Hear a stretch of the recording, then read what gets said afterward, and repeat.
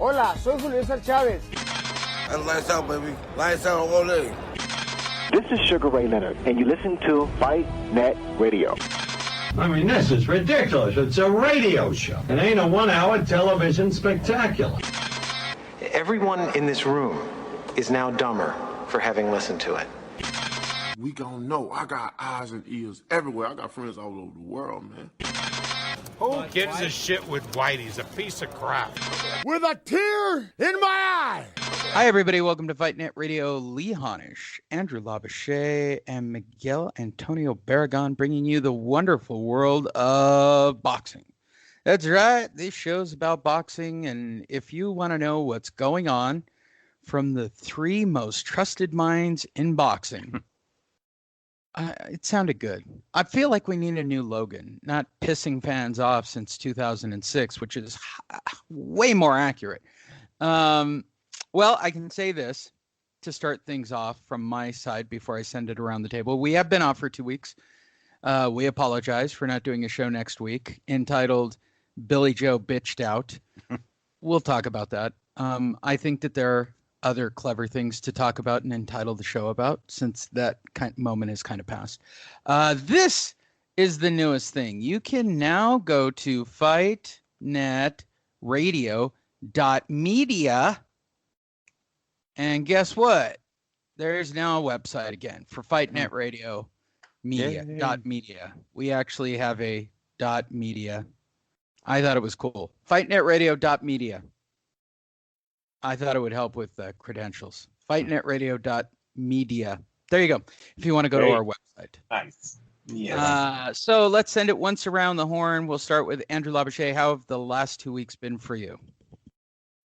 Very good. Yeah. Still working. Everyone's healthy. Took the kids bowling. That's the first time took the kids out into a public place like that in a very long time. They all had fun. So they bowled with the bowling balls from the bowling alley. Everyone seems to be okay right now. So we're good. Excellent. Good. You should check them for ringworm, jock itch, and probably some kind of fungus on their fingers from using bowling ball. Athlete's foot from those shoes. But other than that, that's NoCal. Let's move all the way out to Nevada where I am. Miguel Antonio Barragan. It's official. Don't have to wear a mask out here. Everybody seems to be cool with it if you're vaxxed. Nobody's enforcing that, which is nobody's asked me to see my card. How is it over on your side of town? Not too bad. I am still wearing my mask. I mean, I don't know. I'm not sure who is and who isn't, but vaxxed. But I take it with me regardless. It's kind of a habit now. You know, you hang it by the door right next to the keys. It hasn't been too bad. It's not like I go out a lot anyway. I've recently received some emails from work asking how I feel about going back to the office. And I'm like, I don't think I want to. I think I want to slack a little bit longer and stay home. So that's my answer. Well, there you go. There's your update from Nevada, Northern California, Southern California, which is where I was a week ago. I've been out here for a week working. San Diego's still awesome, and it's the best place to live on the planet. Sorry, everywhere else. It just happens to be. With that said, if this is your first time listening to Fight Net Radio, here's the format of the show. We rewind to the last story that we covered. We cover those stories forward, giving you our impressions, takes, and what we've got on each of the stories. In this case, it's about 2 weeks worth. I've condensed it. Just so you have an idea of why we get to do it. First of all, we consider ourselves media, and therefore we can say whatever we want with whatever slant we want. That's how that works. But collectively between us, I think you're looking at some ghastly amount of love for boxing that's about 100 years worth of following it, being in it, being around it. There you go. I'm glad we could cover it. So, if this is your first time, take a deep breath. Some of my jokes might bite. Let's start backwards and start with, again, we're using boxing scene. Let's start where we left off. The grand jury indicted Felix Verdejo and one of his accomplices for murder and kidnapping and carjacking. When we last left you, it was speculated that this girl was missing.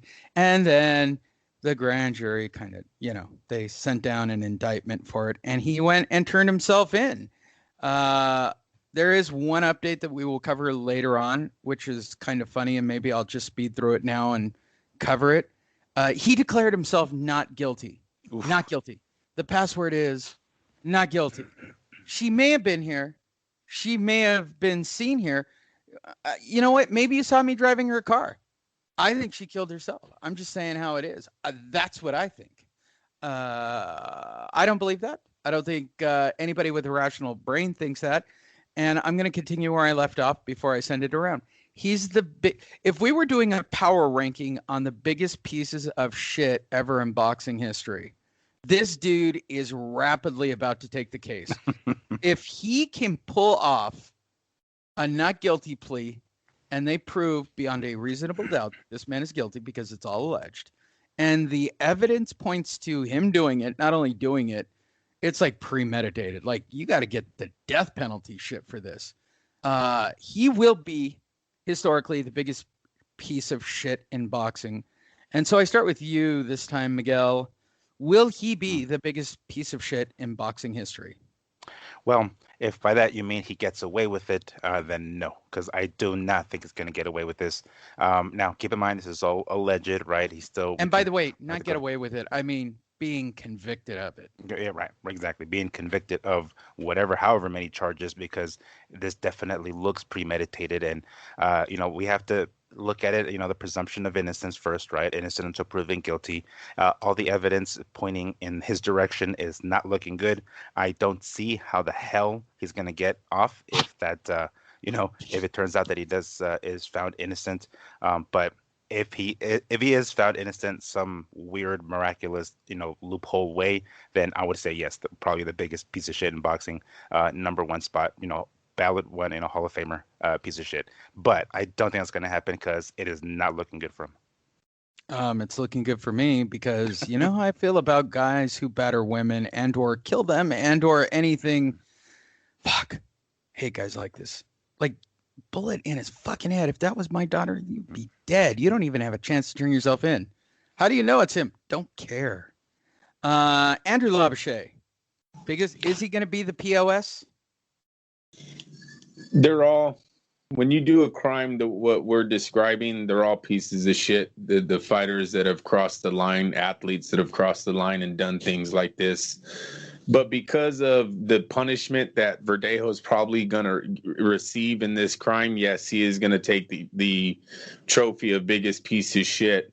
They're looking at the death penalty. The evidence points towards the death penalty. I'm not going to go through the details, but they murdered this girl, I think, 3 different times before they actually get rid of her. It's premeditated all the way through. It's ugly. There's videos of the bridge. It shows Verdejo's car. It shows a man that looks like Verdejo. Like, you guys, there's so much evidence. There's casings on the fucking bridge. There's blood on the bridge. There's so much evidence in this case. You know the joke about how boxers are real stupid? Verdejo doesn't help them at all. This is one of the dumbest crimes like you could ever commit. The guy he commits it to, they already call him a witness. I know he's getting charged too, but believe me, he struck a deal. They witness. What the fuck you need a witness for? There's so much fucking evidence. But whatever. I guess he's gonna be able to take the stand and say it was all Verdejo and he was just the guy following and get probably not the death sentence. Verdejo's gonna get the death sentence on this if this is all proven. And you say you're innocent till guilty. The evidence points at guilty before trial. Okay. And I'm gonna call it like a presidential election. Congratulations, Felix. You were kind of a shitty boxer, but you are the biggest piece of shit in boxing history. Congratulations. It's disgusting when you think of the fact that they said they had a relationship for years. There's no history of domestic violence.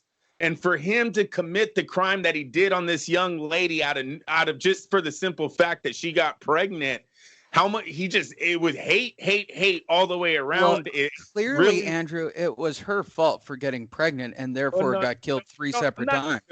But this is not even a joke matter. I don't even want to say that much on this subject because it's bad what they did to that young girl.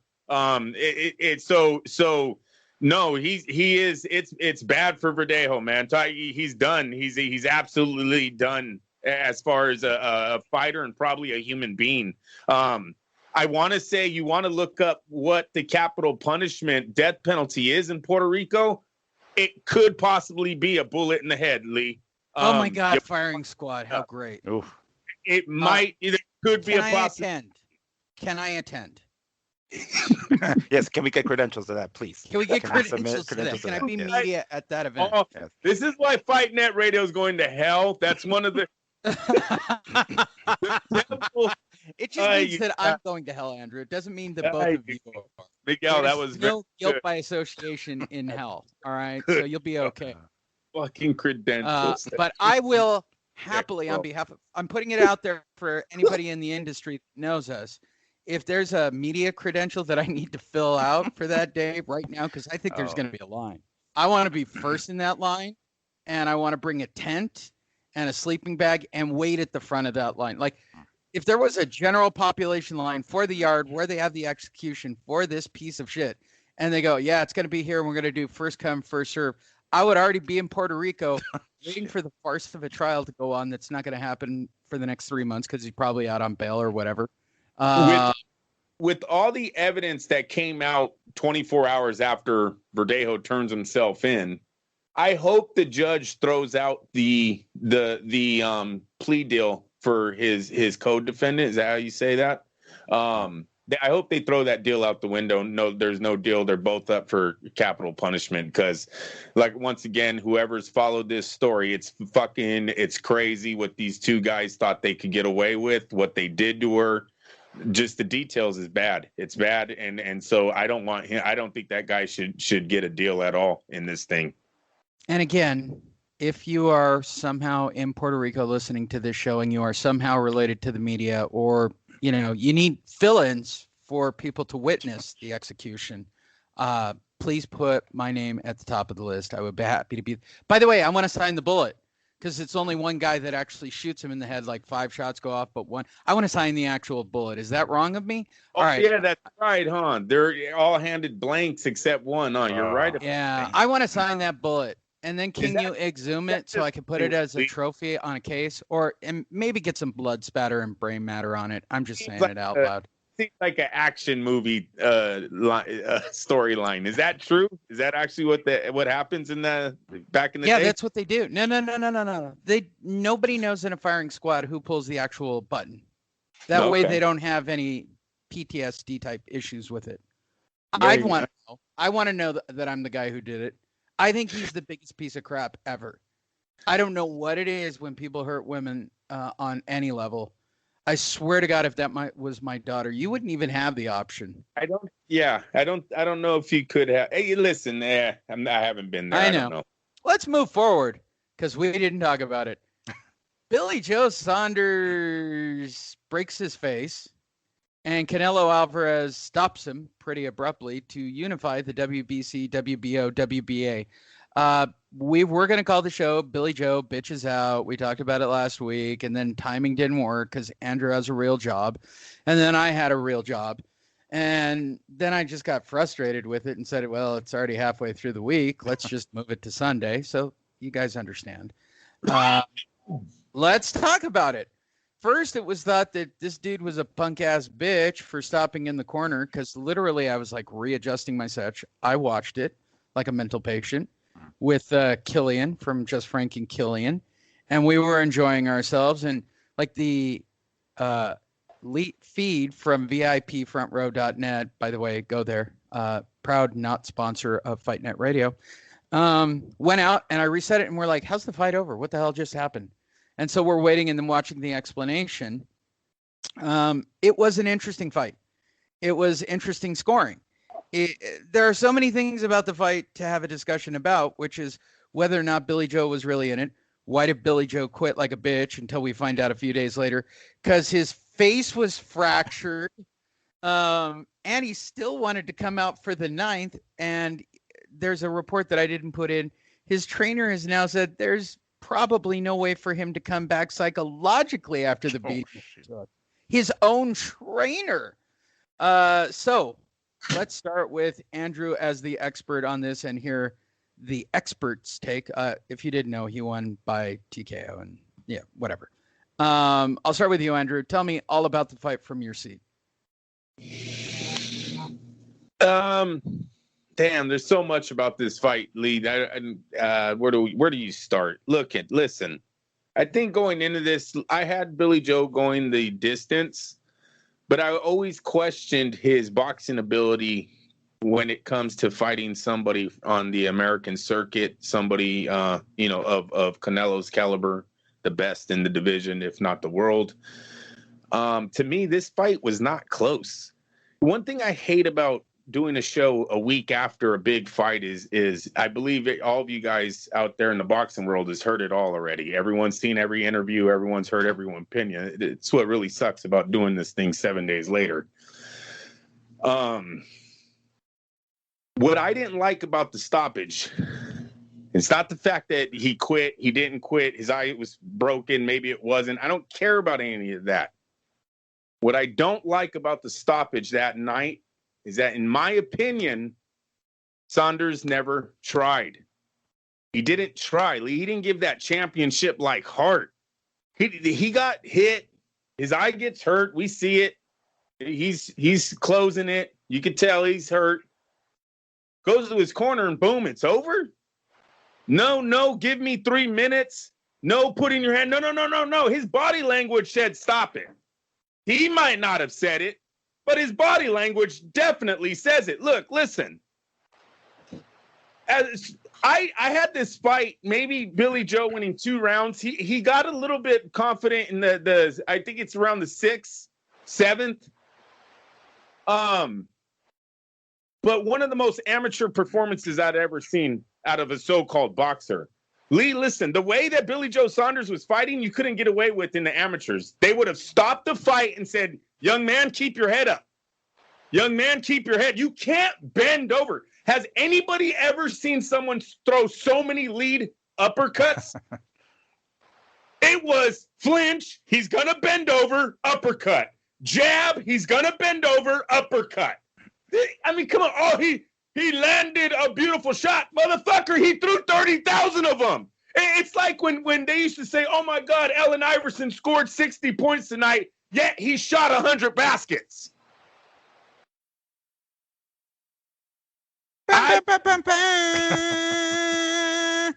Lee, I mean, seriously, they said, what great head movement? What head movement? The dude was doing one thing, holding or bending the fuck over and taking an uppercut on the way down. I would have, hold on, Andrew. Let's talk about this one point real quick. I have to agree. When I was watching the fight with Killian, the thing that popped out the most to me was, you're a foot fucking taller than that dude. Mm-hmm. Somebody go watch the Klitschko tapes. There's and everybody used to say, oh, how very amateurish of them for them to stand straight up. Yeah, because you need a fucking ladder to hit him in the head. They figured it out. They figured out that they had long arms that they could jab and keep their bodies completely upright, and nobody could ever hit him. I don't know what would possess a guy who's got the reach. He had the same reach, but he had the height, and you really do work behind a jab, and he didn't do that. I mean, he tried to establish it, but Canelo was rather relentless on trying to get past that jab. Lee, if your defense is bending over, you're not going to do too good in this circuit. Your fight is over. If your defense is hold on or bend the fuck over, Canelo passed that test in round 3. Canelo was like, oh, you guys seeing this shit? Anyone else seeing this? Watch this. Flinch, bend over, uppercut. Ha-ha, every time. Well. Listen, it happened one more time, Miguel, and I'll give it to you. I got to make this point. It happened to the king of their crew, the Gypsy crew. Hello? Anyone to go back to Fight Net Radio when Tyson Fury fights Deontay Wilder in the first fight, I'm screaming about the bending over in that one. You can't just fucking bend over every time. Tyson fixed his problem. Round 2, he brings a better fight game. But in round 1, if anyone goes and looks at round 9, he bends over when he's caught. That's where you see he's doing the same thing. And round 11, I'm pleading with this man not to do it. In round 12, he might have got knocked out. I don't know. If Andy Reese would have just waved it off, there would have been fans that say, hey, he was out on his back. He looked out to me. I put 400 on him that night. I thought he was knocked out. I said, oh, fuck, he just got knocked out, and walked into my kitchen. I thought the fight was over. So he might have got knocked out too with this bending over shit, and that was Deontay Wilder. But still, can't do the same thing over and over. No, that was boxing. Whatever. He failed the test big time. Canelo passed in 9 minutes.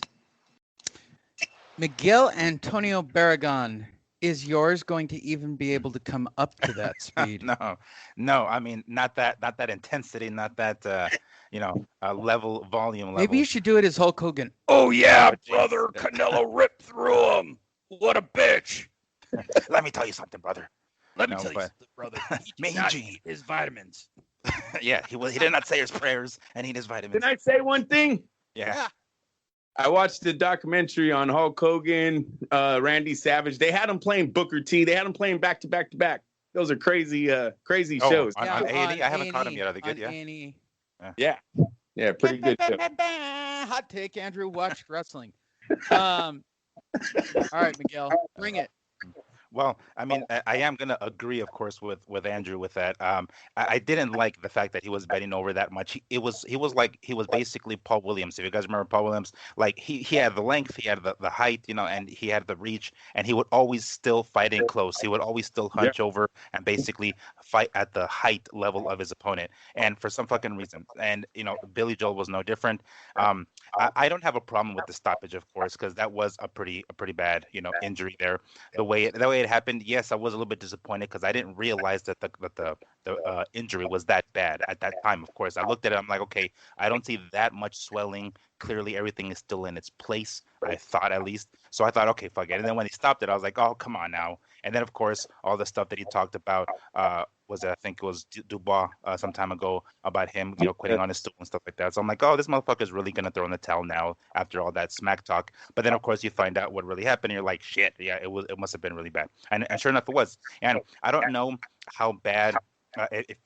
He's overseas, right? He's from the UK, and to have to fly back, I'm not sure if they even allow them to fly back because of like the altitude and that fucking pressure on his face. I think he's gonna have to stay here in the U.S. for a certain time. I don't know how that works, but same one they used for Quigley. For Quigley, isn't that what it was from Vegas when? They got the drop? yeah, right. That's a deep cut callback. Right. This is what I don't like about the injury and the so-called surgery. Nowadays with Twitter and our cell phones, these fighters have went real fast to their cell phone. Hey, I'm here in the hospital, just got out of surgery, doing fine, doing good. Thanks for the thumbs up. Thanks for the... Where's Billy Joe at, you guys? Where's the before shot of him in a hospital bed, and where's the after fucking shot of this so-called eye surgery that he had? Yeah, exactly. That would totally, it would help his case if you see his swollen ass face. You're like, oh shit, that was really bad. But he's not even doing that, Chris Weidman just did it, and he broke his fucking leg. Yes. Yeah, listen, they have a video of him leaving the fight in a fucking ambulance. Well, look, there's an ambulance at every fight. Of course, he could have left the fight and won. What does that mean? They could have said, hey, we want you guys to go check him up. Boom. They've got to take him. It's not like they're like, no, we don't do checkups. You got to drive them yourself. Yeah. So, hey, I think the fans deserve that. Billy Joe, with all this shit that Billy Joe Saunders even said this. And this is why I think I get away with saying he didn't try. Fuck the quit. Because everyone wants to jump right away. You don't do it. We don't do it. No, the fighters right away. You don't put your life on the line. Blah, blah, blah, blah, blah. So fuck it. I'll say he didn't try. He did not try. When he looked like a fucking bully. He got slapped in his face and the dude started crying and went home. That's a bully. That's not Dubois, who Billy Joe made fun of, because that young man went out for rounds with one eye and finally said, fuck it, and just took a knee. Saunders, sorry. Saunders, before the fight, says, I'll give my life for this victory. If God exactly say goodbye to my family, I'm out of here or some shit. Like, come on, dude. You can't talk this way. You can't act like you're that guy. And then seriously, your eye wasn't swollen shut. You might have been closing it. It might have been blurry, whatever, in pain, but it wasn't completely shut. And we've seen many fighters fight through eyes that were completely shut. You knew damn well these men and women, because some of them are even women, were looking through only one eye for multiple rounds. So that's the only, listen, Billy Joe, do what you want. You made $8 million. You're the fighter. You're $1 million per round, basically. $1 million per round. Yeah. I will never again watch a pay-per-view event of Billy Joe Saunders, pay for Billy Joe Saunders, bet on Billy Joe Saunders. Billy Joe, he doesn't have the same heart as the other ones. I can't do it. I can't do it. As a side note, the Canelo versus Caleb Plant, I don't know if I stuck in a story, but I want to get it out of the way here. So the next thing everybody said was Caleb Plant. Here's my humble opinion about how bad, and by the way, it opened at 3-1 as a speculatory fight. Hearn's already done his, I can make this fight happen, whatever. First of all, I don't think the PBC is going to allow, because they're going to lose the belt. Second, Caleb Plant isn't even the fighter that Billy Joe Saunders is. I think Billy Joe Saunders could have beaten Caleb Plant, which takes me to my final point. I don't think Caleb Plant can get out of the first round with Canelo. So I'll bring that around the table, which is the final piece of unifying the belt. Whether or not it can happen, yada, yada. I start with you, Miguel. I definitely don't think it's going to happen, as much as we would like to, because for the sake of uniformity and having one unified champion and the undisputed champion in every weight division, of course, this is what we want. This is generally what most boxing fans want to see. I don't think it's going to happen. I mean, all this talk of, I've seen even Caleb Plant talking about how he wants this for his legacy. He wants to unify. He doesn't care what it takes to do it. Caleb Plant won his IBF title in January of 2019. Has defended it a couple of times, I think 3, none against another title holder. Canelo made his permanent move to 168, although he dabbled a couple of years earlier, back in December. In these 6 months, he's unified these belts. He beat the number 1 dude in the weight division, and then he ends up fighting after a keep me busy COVID fight, of course, with Yildirim, and then this fight with Saunders. He's done in 6 months what Caleb Plant hasn't done, or couldn't, or wouldn't do since he won his belt back in January of 2019. I doubt this fight is going to happen as much as we would like for it to see it. I don't think Heyman's going to want to let it happen, because they're going to end up losing that belt. As much as, we can all talk it up, of course. I want to see it. I'm not going to say I don't want to see it, but is it going to happen? I highly doubt it. Andrew Labouche.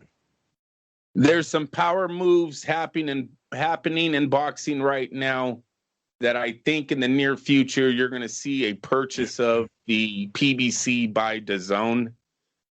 For the last few fights on DAZN, I'm glad you two went the other way, because I'm going to go out on a limb with this one. If it happens, that's fine. If it doesn't, you guys rag on me, because this is me saying this.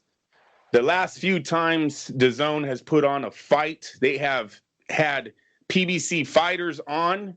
They've had PBC interviews going on. They highlighted like an Andy Ruiz situation. It just, they're the two guys, what is it? Akbar and Obama were there. I'm not talking shit. I don't know. I think Barack or something. Barack. Yeah. There you go. See, there you go. I was close. Yeah. Remember, we were like, what the hell? Are these guys PBC? Are they DAZN? What's going on? Well, doesn't it seem like there are a lot on DAZN now? Yeah. Well, they're on DAZN. I don't know what the fuck other thing they're on. The PBC, we looked up their TV rights before. They're starting to come to an end here. A lot of their contracts are going to be ending here. We haven't heard of a re-signing. So, yes, I think Caleb Plant is very much in the mix to get a Canelo fight for that reason. I don't, the fight is a whatever fight. The whole super middleweight division's been a whatever division. Seriously. The air left it when David Benavidez fell out and Gilbert Ramirez moved up. Those are really the two fights that the fans wanted to see. And then Canelo comes out and says he doesn't want to fight Mexicans anymore, which took more air out of the division. But Caleb Plant hasn't done shit. Caleb Plant sitting there saying, oh, to me, Canelo's 1-3 against Lara, Mayweather, and Triple G. Young man, you fought none of them. So what does that say about him? I would like, if he fights Plant, fine. Like I said, Canelo's supposed to win all of these fights. Fielding, Yerdrum, the young man Sanders, all these guys. He's supposed to win all these. These aren't hard fights. So I give a shit about Caleb Plant or not. That's doing nothing for Canelo's resume. He could take that fight. I'm a little upset of how he treated Demetrius Andrade the other night. Look, I'm not a big fan of Andrade, but I like what Andrade did. Andrade did something very respectful. He didn't go in there cussing. He didn't go in there insulting anyone. He went into that press conference and was like, can I get a fight? He's been chasing Canelo for like 2 divisions now. Like, what the fuck? I don't like how Canelo was like, oh, who are you? You're a fucking nobody. Get out of here. Canelo was a fucking nobody. When he fought Matthew Hatton, he's a fucking nobody. But they gave him his title shot. Andrade's undefeated. Andrade's a 2-time WBO champ in 2 divisions that Canelo's reigned champion in. Has reigned as a champion in. So why where it looks like you're starting to duck this, man. I don't know why. You fight Yerdrum, you fight Fielding, you fight Smith. America don't know these guys. I don't know if all the fans in Mexico are like, yeah, we really want to see him versus Rocky fucking Fielding. So don't like how Canelo brushed off Andrade there. I thought that was a great way to build the fight. Better than what Caleb Plant has done. What has Caleb Plant done except fight fucking average guys and wait his shot? That's what they've all done. None of these guys are, like I said, Caleb Plant and Benavidez should have already fought and probably on pay-per-view for the shot at Canelo. Why not? If Andy Ruiz can fight Chris fucking Areola, Benavidez should be able to fight Caleb Plant. They're going after the same market, and I think David Benavidez had a chance at doing that at a certain point. So, whatever. I don't like how he did that to Andrade. When I also look at one more thing, and I'll pass it back to you guys. When I look at Canelo's record since Mayweather, the only American boxer he's faced, remember I say the best come from America. You ain't the best until you beat him. The last time he faced a great American boxer, he lost horribly. So now we are here 9 opponents later. I don't even know how many guys later. He fought Daniel fucking Jacobs, you guys. And last time I checked, going in that fight, Jacobs is not a real champ. He's been knocked out, and he's been dropped by Sergio Mora. So he's really not the best of the best from this country. So what is it, Canelo? Why are you scared? Not scared, but avoiding the American boxers? Demetrius Andrade, undefeated 2-time WBO champ, I think should be in the running to face Canelo Alvarez, and that was wrong what he did on last Saturday. Bum, bum, bum, bum, bum.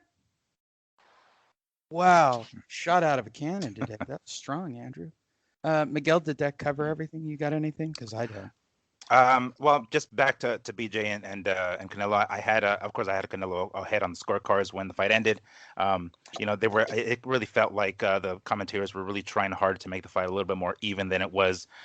Which I guess they tend to do. I mean, it's the zone commentators. But nonetheless, I already had Canelo ahead on the scorecards. Had the fight continued, I don't think it was going to go any further. I figured it was going to be around the 9th, 10th, 11th where the fight ended. So I was a little short on that. But anyway, that was all. I didn't have anything else to add to that. I'll put a button on that because rarely am I wrong when predicting outcomes. I was wrong. Oh, so yeah. Mark your calendars, kids. This is the first one I've gotten wrong in a few fights, actually, that I've actually told you to bet on. So if you're still betting with me, you're way ahead. However, this one I was wrong. And I'm sorry. I'll do better next time. Yes. Everyone, Miguel, hat off to you. You did call that round. You're right there in the ballpark. Canelo called. Dude, everyone tried to give the money out for this darn fight. Lee, we didn't listen, Lee. We didn't listen. Listen to the gambling show, Lee. Hey, Miguel, if you listen to the gambling show, I'm like, Lee, what are we not seeing? Everyone's picking like the middle rounds and fuck there. I said, oh shit, are you serious Actually, right one now? that still blows me away, and it was the one that blew Killian away. I said, the draw is more likely than Billy Joe winning by knockout. I said, that's the craziest stat I've ever seen. Like, that's never happened, even when the dude's like a minus 1,000, that it's more likely that we'd have to go back and check this. How about Mike Tyson versus Buster Douglas, right? Okay, so he was what, 61, 600 to 1 or whatever crazy number he was. I still guarantee that the draw was a crazier option than Buster Douglas winning by KO. So it's never happened like this, ever. How long until Tyson Fury? I know he came out saying it's his brother, but you know, how long until he drops Billy Joe isn't seen with the Fury camp anymore? Well, it doesn't matter. He's in the hospital, and there were a couple of stories where Fury was like backing him up. The most popular one that I didn't put in because we're about to go into our Tyson Fury updates in just a minute. For those of you wondering, Lee, you went 2 whole stories without a Tyson Fury update. Don't worry, he'll be back. He talked about in one of them that he was starting, Billy Joe was starting to come on. That was like his big pitch. He was turning it around before he had his face caved in. Mm-hmm. Yeah, whatever. Yeah, that was the narrative, right? Yeah, that's the narrative. And that's the one he went with. The official scorecards, for those of you that want to know, only one judge had it somewhat in the ballpark, by many. 2 rounds are all they gave to him. One judge went as far as saying 3 rounds. There you go. Enough with that. So Hearn is on the kick. We've already covered this. Wow, we've covered a lot of stories with that one. All right, here we go. Let's get back to a Tyson Fury update. Tyson Fury, I'm indestructible, unbeatable. It's a shame Joshua has to fight in my era. Well, once again, the only one making news about any fights, even while he's at another fight, is Tyson Fury, constantly giving updates because, truthfully, as you will see from the 3 or 4 stories we have today, there are still no permanent fixtures of this whole thing. So we are now 2 weeks later, and I'm going to get an update from the team. Is Tyson Fury fighting Anthony Joshua this year, or is he fighting Dillian White, for that matter? So I start with you, Andrew Labouche. I still got to go with Joshua. You know, I know every day is different, but right now I think we're back on that the fight is signed for Dubai. All right. Miguel Antonio Barragan. Well, I didn't have a doubt that the fight was going to take place, even with all the, quote unquote updates that weren't really updates, the non-update updates, we can call them. So I'm certainly not doubting that the fight is going to take place. When I think we're in May. There's plenty of time for the fight to be made before the end of the year. So yeah, we'll beat the year before the. We'll make it, but before the end of the year, I guess the fight. I'm saying. Well, with that said, I will ask one time. First, you, Andrew Labouche. Is he indestructible and unbeatable at this point in his career? He might be unbeatable in the ring in this era of heavyweights. He might not be unbeatable in the courtroom when his wife sees what he was doing out. Wow, I don't even know how to get that over to the computer, so I'm going to work on that. I kind of dig this. Where is he when he did this?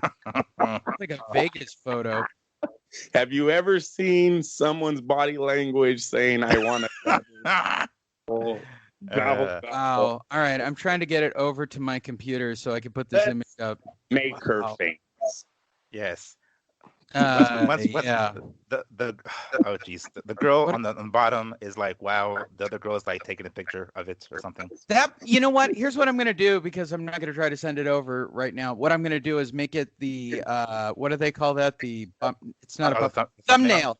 I'm going to make it into a thumbnail. The name of the show. You ready? Mm-hmm. Tyson Fury. It wasn't me. I wasn't there. I never sprayed white fluid on her back and rubbed it out. What do you think is the title for this show? What is child support for 6 children? I believe his wife is pregnant right now with number 6. Could you imagine a pregnant wife viewing? Who knows? I don't know what the household is like, but they, if she's not with it, yeah, he didn't go home to a happy home. Okay. Wow. Miguel Antonio Barragan. Is he indestructible, unbeatable, and is it a shame that Joshua has to fight in his era, even after seeing the photo that is going to land him in divorce court? Indestructible, absolutely not. Based on that photo, I'm not sure how much that's going to affect, because keep in mind, when guys go into fights, they have to be 100% concentrated on the fight. If anything outside of their life is in any way, shape, or form interfering with that, that could possibly interfere with the fight itself. This is something that's pretty common.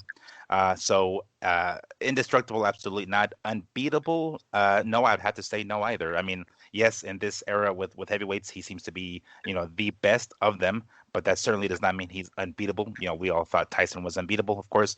So no, absolutely not. I'm going to say no on both of those, especially the indestructible one. Everyone, you do need to go and look at the thumbnail for this show. And that's why this show is called what it's called today. It will definitely be some sexual innuendo via Tyson Fury. Moving forward, we talked about that. Go ahead. No, because the joke might land me in hot water. Moving on, Lee. Good boy. I'm so proud of you. Text it to me and I'll say it, because I have no hot water. Yeah, just text it to one of us. I'm going to hell, so it's probably me. In the meantime, Andrew, there's an answer from Canelo. Canelo directly said this to Andrew Labouche. Get the fuck out of here. You're a horrible fighter, Demetrius Andrade. Andrade. Can we just call him Andrade and get it over with? I mean, I'll take it. Miguel. Yes. Did you catch and Lee, you might see it too. You're raised in Southern California. Did you catch the Tu Madre sign he kept throwing Billy Joe sign? With his palm. Yep. Oh, yeah. That's exactly what it is. He threw so many of those. Hey, he looked so 12 right there. That was all. Think about when you were young. You know what I mean? That's the kids. Yeah. Hey, I remember in my neighborhood, whatever, they used to hit the ribs though before they did it. I don't know what that meant, but Canelo didn't do that. He just kept throwing the palm at him. Hit the ribs, really? Was it to catch his attention or something? Like, hey, I don't know. Like they would say, "Chingas tu madre," and they hit the ribs and do that to me. I was like, whatever, right?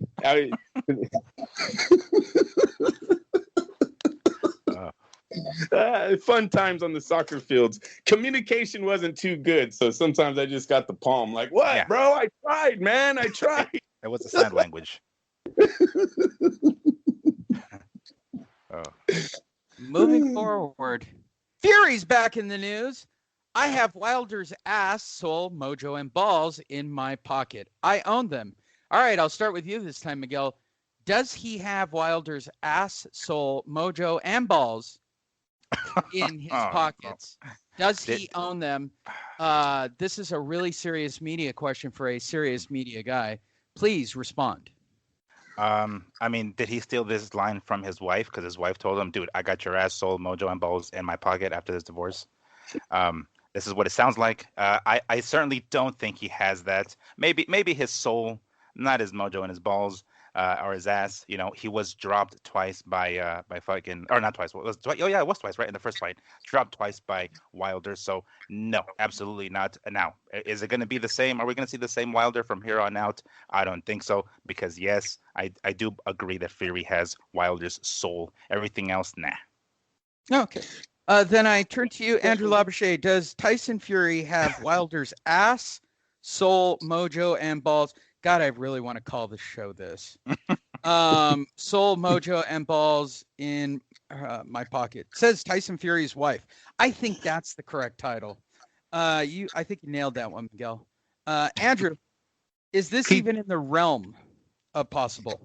He possibly has all those except the power. Listen, Deontay has the right hand. He doesn't have Deontay's right hand in the bag or wherever the fuck he said he has these things.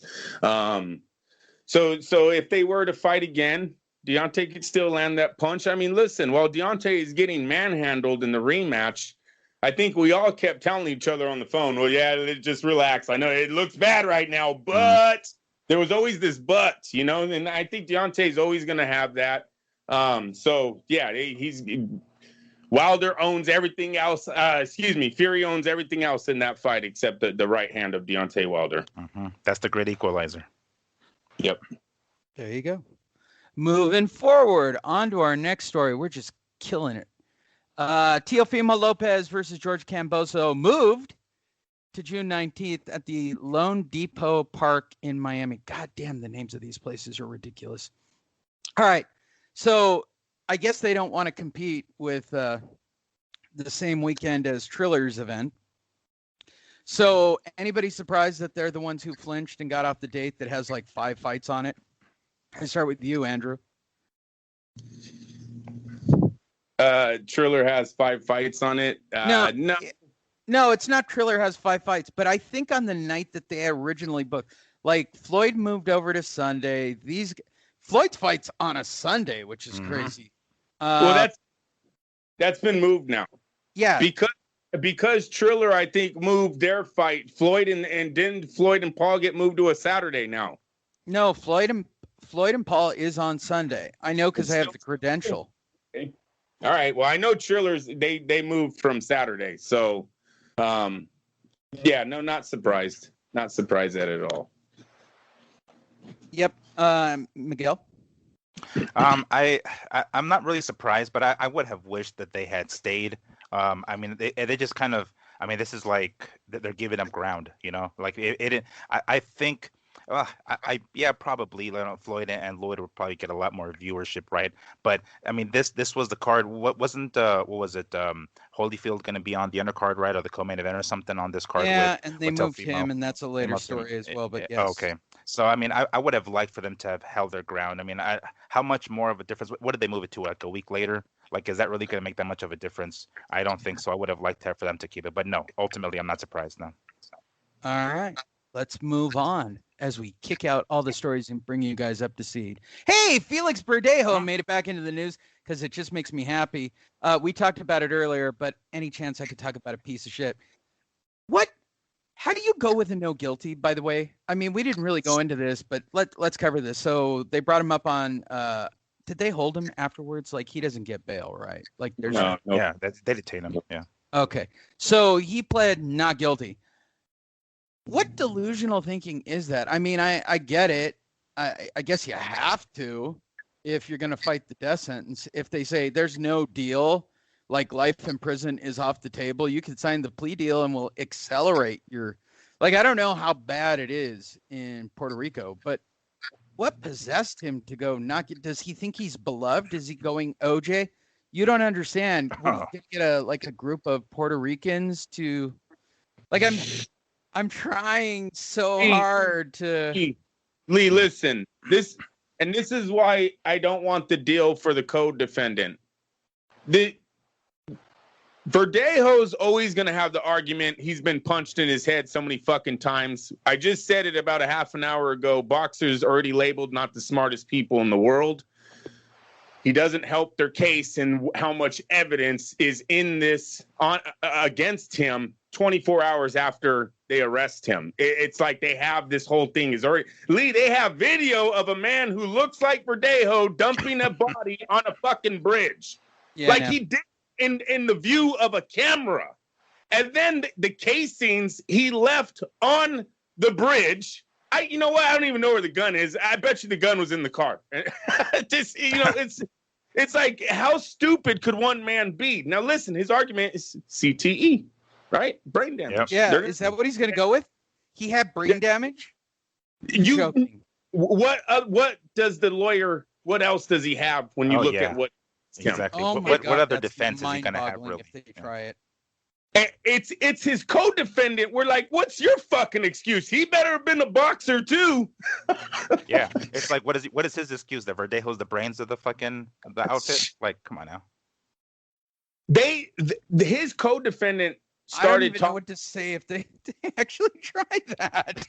Like, I'm kind of speechless trying to work that out in my brain. His co-defendant even told them where they got the drugs to drug her up from, what apartment complex. They even know the apartment that it came from. Like, There's so much evidence on Verdejo. It's the drug dealer, as soon as the feds, because it was the feds that broke this, that arrested them, as soon as they arrest the guy that sold them the drugs, he's fucking talking to save his ass. Oh, yeah.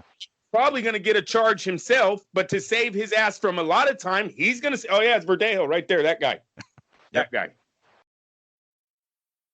Wow. I don't know what to say. It's so painfully painful that I can't even imagine what their plan is to make. Oh, well. Can't wait to see him get shot. I'll say it again. Luis Ortiz would love nothing more than to face Andy Ruiz. All right. Luis Ortiz, favorite punching bag of the PBC, now meets the fat boy of the PBC. All right, I'll start with you this time, Miguel. It's going to happen, I'm sure. The PBC is salivating at the idea of it. It'll probably...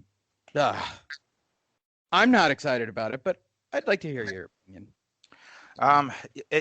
This is an easy fight to make. They really don't have to reach out to different networks or anything like that. So I'm sure this is something that they can put together relatively quickly and keep Andy Ruiz busy. Keep him in the gym, so to speak, and get the more frequent fights.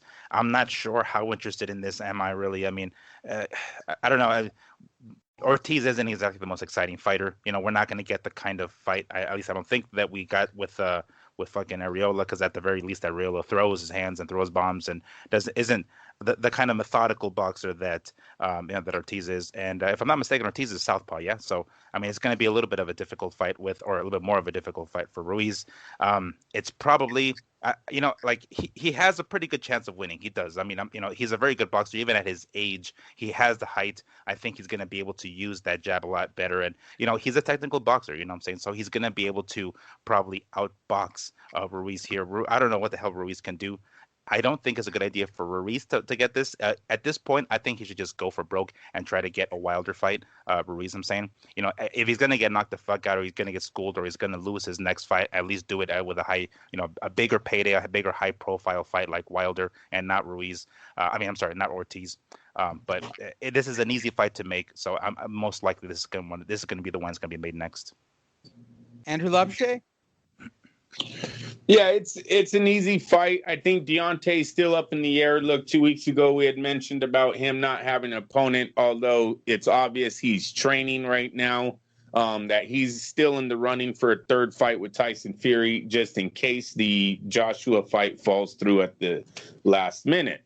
So this fight, very doable. I don't know how much, I have about as much interest in this as I did Arreola, and to be honest, I guess Ruiz didn't look too good against Arreola. So, I don't know how many times Al Heyman's going to want to play with fire on putting a guy like Andy Ruiz, who really only has one shot, has one big win under his belt, how much he wants to put him in the ring and in case he loses to a guy like Ortiz. I don't think anyone wants to see Ortiz moving forward in the heavyweight division. His market was really never there. Every big fight he has, he's lost. So I think it's really done with him. He's getting this opportunity because there's some other guys' careers, Deontay's being the one that are still up in the air on where they're going. I think if Deontay knew for a fact that he was not in the Tyson Fury running, I definitely think they're looking at a pay-per-view with Andy Ruiz because of the money. We've heard it over and over again that Deontay's upset about the money that they're offering. Andy Ruiz is about the only pay-per-view fight he has without Fury or Joshua.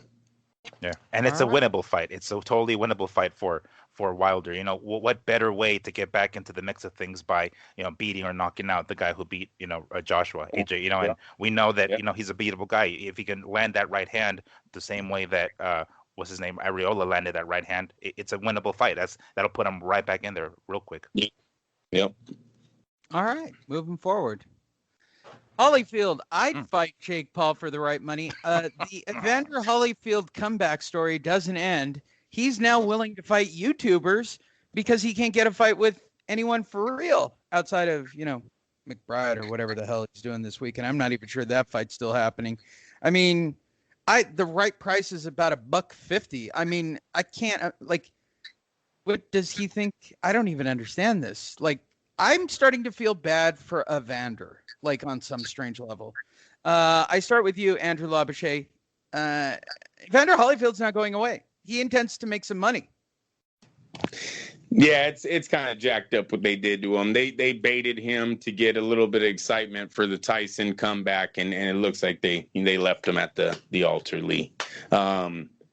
Yeah, we'll see. You know, the McBride fight, I was never a big fan of this one. I don't know where Evander really goes. Evander, even though he has two huge wins over Tyson, really forgotten in the boxing history. He's just not as loved as Mike Tyson is. So he just can't come back and make $80 million on any given day. He really does need Mike to make that payday. And so, until he gets Tyson to agree to fight him again, I don't know what Evander's doing back in the ring. There you go. Miguel. I mean, this doesn't interest me at all. Like, it's understandable that he's looking for the payday. I mean, that he even says it. He's like, I'll fight this dude for the right, amount. It's like, all right, well, is that the most important thing? It's like, well, for the right amount, or is it what everyone else is trying to do is basically shut these Paul brothers up? He doesn't seem too concerned with that really, and trying to, I don't know, I guess, quote unquote, defend the sport, defend the honor of the sport, and let these guys know that this is not a fucking game. This is the real deal here. No pun intended. But I don't know. It seems like he's really more interested in the money, which again, it's understandable. But I have zero interest in this at this point. I don't even know if this fight with Holyfield and McBride is even going to take place at this point. But if it wasn't going to be on that Teofimo and Camboso's undercard, I don't think I would have watched it at all. Without the Paul fans responding to this matchup, meaning getting on Paul's Twitter feeds, YouTube feeds, wherever the brothers are posting this and saying, yeah, we want to see it, it's not going to happen. What I would say to the Paul brothers is be scared of Evander playing possum with them, where he's acting like Mr. Nice old guy, just want to fight to make some money. Then when you sign to fight him, you say, I'm going to knock these guys' heads off for playing with us. So don't poke that bear. I would stay away from Evander Holyfield as far as matching up with him. Anyone else fucking, I don't want to see Evander with these Paul brothers. He's going to beat the shit out. I don't care how old he is. Those guys aren't ready for him. So I would say stay away because you don't know what his true intentions. I would be all for it. If Evander totally flipped the script as soon as he got a fight, started saying he was going to knock their heads off, I would watch the shit and be rooting for it. Moving forward. Oh, sorry. Tyson Fury. Scott is a bitch. Wilder is too. I'd fight them both on the same night. So, in response to this photo of them being all that, Tyson Fury once again responds, because he's the only thing in heavyweight news lately. He'd fight both of these guys on the same night and knock them both out. So here's the question this time about Tyson Fury. And I'll start with you this time, Andrew Labouche. Could Tyson Fury knock out both of these guys in the same night? If Scott puts in the same performance he did against Wilder, yes, absolutely. Isn't he the one to take the dive, you guys? Remember when they fought each other? Maybe. Doesn't he go down in round one? No one ever seen the punch or some shit? Something like that, yeah. Yeah, I remember something real suspect about when these two faced off, Malik Scott and Deontay Wilder. Then it came out, best buddies, tattoos together, and all the other bullshit stories. So yeah, I don't know, man. If he has that performance, Lee, yes. Oh, and then if Deontay doesn't tighten up his defense, yeah, of course he can knock them both. That would be 8 rounds. Yeah, Tyson knocked them both out in 8 rounds. Yes, sir. Okay. Miguel Antonio Barragan. Oh, yeah. Big time. Back to back. He'd have them fucking in tag team. They can do a tag team. They'll have one in the corner, and they'll just tag the other guy whenever they're feeling like they're running out of gas, and he'll still beat them both. It's actually pretty funny. I think I'd watch that fight. I think I'd be into that. But he's got to do the big lean up from the ground moment where he reaches out with the hand like a pro wrestling match. Yep, a couple of teasers. Like he's about to get that tag, and then it doesn't happen. Oh, so great. Eddie Hearn on the Fury Joshua deal. Prince Khalid's backing it. I don't see anything stopping it, even though I don't have contracts. Eddie Hearn's back on the Saudis are paying for this. Prince Khalid. Let's drop names now. All right. Now we got a prince's name. I start with you, Andrew. Are you buying into Eddie Hearn's bullshit? I'm hoping it's happening. Look, one thing that's kind of weird about these Dubai fights, and we've seen Top Rank do this before with the Manny Pacquiao situation, is they pull out of fights because the money that's guaranteed isn't putting in some kind of bank. No one sees it. And so they don't want to go out there until they see the money secured. The rumor is that's the same thing holding up this one. Tyson Fury is not going to sign the contract until Top Rank and them see that this money's secured, and for their purses are secured. So that's what's holding it up. We've seen it happen before. We've seen fights didn't go down. Do you have the Mayweather story, Lee? Which one? This lawsuit? Yeah, I didn't put it up. I mean, Jesus. But it connects. It's like the same thing, right? They promised. Go ahead. Well, it's like they promised to secure the money for him and his comeback, I believe, with this Paul brother. It doesn't happen. And now, so Floyd's suing the guy that said he'd make it happen. I don't know if the lawsuit holds up. I'm just delivering the news. Miguel? I mean, at this point, I don't know. Like, there's been a couple of issues with these, Middle Eastern issues with the money not being present. I mean, I don't. Supposedly that's kind of one of the issues that was it Crawford and Pacquiao with the fight, with the money not being there, someone signing their portion or like Manny signing his side, or what's his name not signing his side, but because there wasn't the money there available yet. I mean, we don't even really know what the fuck is going on until we get the official yes, it's actually done. At this point, a lot of things is just speculation and rumors, so we can make up all things left and right, but the bottom line is someone's not forking up the money, and as of right now, and we're only getting half the story, of course, the story of the American side, the Top Rank side, or in this case, Eddie Hearn's side. We don't know the other side of the story or why the money isn't available yet from, the Saudis. So, I mean, I don't know. At this point, it's just all speculation. I hope, that he's right, because I want to believe Eddie. Eddie seems like a more honest dude than most. But fuck, I don't know. At this point, I'm not even sure. I'm telling you right now, the casinos are begging Bob Arum and Eddie Hearn to bring that fight to the Raiders Stadium. If not the Raiders Stadium, just to bring it to Las Vegas. They need a heartbeat back. They know that's the fight that's going to do it. It's going to bring Americans. It's going to bring UK. It's going to bring the Dubai millionaires. Everybody's coming to watch Joshua Fury. Vegas, COVID being opened up again in Las Vegas at 100%. I think this is why a lot of fights were put on hold, just to see what's going on and what money's going to be available right away. For that fight, I see the casinos putting up a major price to get that fight into Las Vegas because of Mark Davis's 72,000 seats, you guys. There you go. Moving forward. Hey, De La Hoya's return pushed to September now, possibly on the Holyfield McBride undercard. Oh, wait. Holyfield McBride is now in August. De La Hoya's return is pushed to September. Well, let's face reality. They can't find anybody that Oscar can beat up because Oscar's not going to train and just keep getting drunk and being stupid. So, and nobody really cares about Holyfield McBride, which means they got to find something else, like one of the Paul brothers, to fight on that card to make that happen. So, I will start with you, Andrew. This week, who do you think De La Hoya is actually going to fight?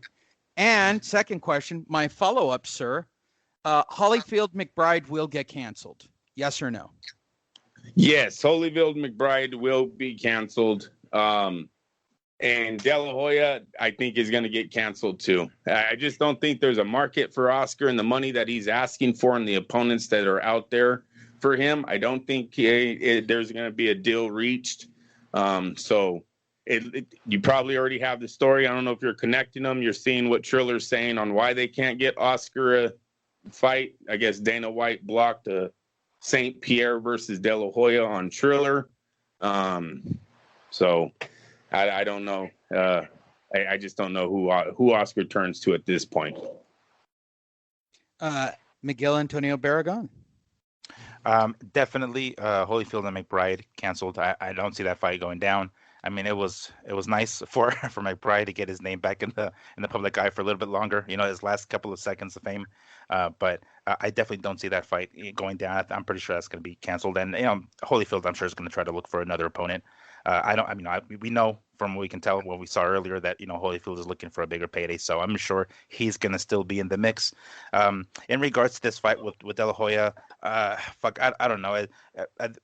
Dana White was asked about this, and he's like, "Dude, quit asking me these fucking dumbass questions. I'm blocking these sons of bitches. They keep hitting me up about this stuff. I don't know what kind of I don't know, block is the word I guess we're using, right? That Dana White is holding or has over George St. Pierre potentially fighting De La Hoya, if that's even true in any way, shape, or form, because George St. Pierre has been retired for some time now, and he, to my knowledge, isn't under contract with the UFC and can do whatever the fuck he wants. I don't know to what extent this strong arm tactics that Dana White is doing, if that's even true to begin with, because who the fuck knows. Dana White has been asked about this, like, no, fuck this. I'm not even why you keep asking me these questions. He was asked this during the press conference last night and a post-fight press conference from the UFC card last night. And he's like, no, like these guys are hitting me up. Like, no, I don't want to do business with these people. What that has to do with St. Pierre, I don't know, because to my knowledge, he isn't under contract with them or anything associated with them. But I could be wrong. But I don't know. I definitely wouldn't be a bad fight to watch, St. Pierre and De La Hoya. But I just don't think that's going to happen either.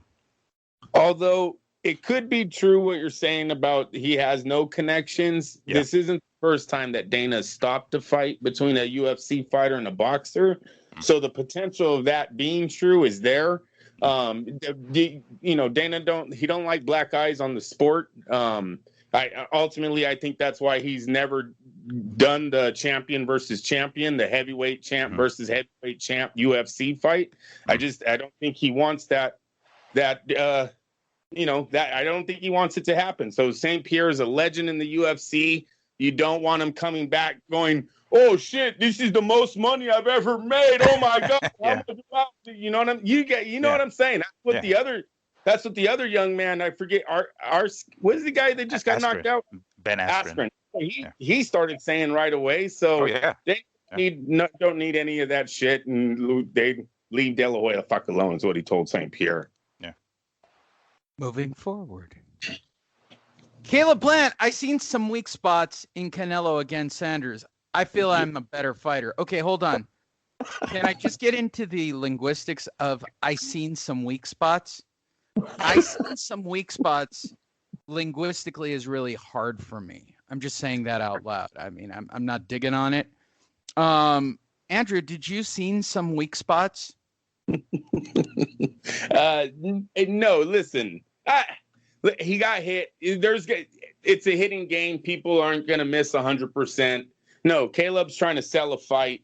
I'm glad that he's all on board for this fight now. He wasn't when the fight was actually presented to him. Then he had a scheduling issue when they actually came at him with the fight. But I'm glad he's all for it now. Let's not hope that Caleb then signs to fight somebody under PBC as a warm-up fight, injures his hand, and is no way ready for September all over that again. Never happens in the PBC, Andrew. Yeah, exactly. We just, hold off on these PBC guys until they actually get in the ring with Canelo. But yeah, now he's all for the fight. I think Caleb, like Billy Joe, has a lot of flaws that Canelo can expose. He punches the hands down. Did you seen some weak spots? Seen some? Have you seen some weak spots in Canelo's game? I've seen some weak spots in Caleb Plant too. Seen some. Listen, bro. He is from a good circuit, so he's got a good pedigree behind him. That'll carry him in some of this fight with Canelo. Because look, Canelo was hit, and this is again, and I'm not saying it. I think I'm one of those fucking 5-2 or they went 8 rounds, right? So 6-2 type scorecards. I want to say that was mine too. If I go back and look at my notes, because I did score the fight thinking that it was going to be a little bit closer than what it actually was, and I just didn't see this fight being that close at all. Maybe Caleb could do a little bit better with the pedigree that he has behind him. It's just, it's very hard to see him. Does the pedigree or because of his pedigree? By the way, that was a good wrestling joke right there. Yes, it was.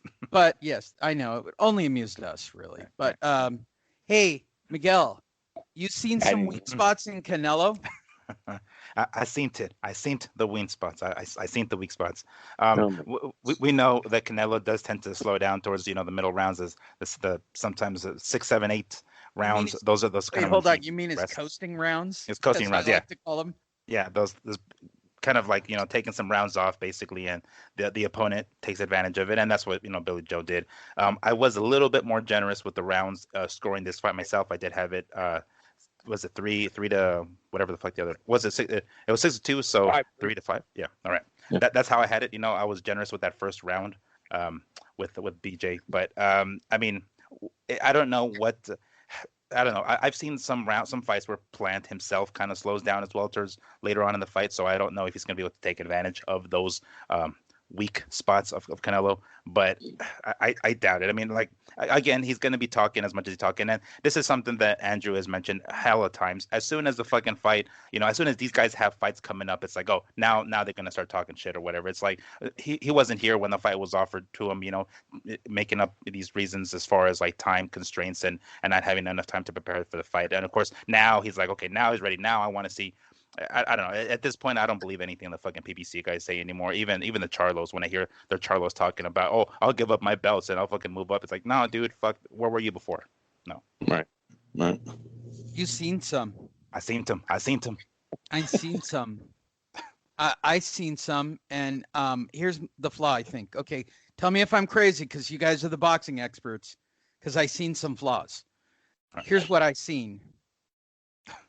A real middleweight should fight Canelo and fuck him up. Call me crazy, but I'd like to see a real middleweight, like heavy guys who cut weight to make that weird light heavyweight, super middleweight bullshit, and then just go in there and fuck him up. But he doesn't want to seem to take those fights. That's what I seen. What I seen is he fought like this weird Kovalev dude who is also a piece of shit, who's already fucked up with his legal shit, who's already been jacked up by other fighters. I seen him fight Billy Joe, who we always knew had flaws. God, where do we begin on that? We talked about that since he's never really, fought anyone. I seen that too. And here's the other thing I've seen. I kind of go with Andrew. Why aren't you fighting Andrade? I seen that too. Did I seen enough, Andrew? You think the fight would be easy to make? They're both under DAZN for a while now. It seems like Canelo has no problem facing guys that no one heard about. Got to go back to the list. There's a few of them on there that nobody gives two fucks about anywhere else.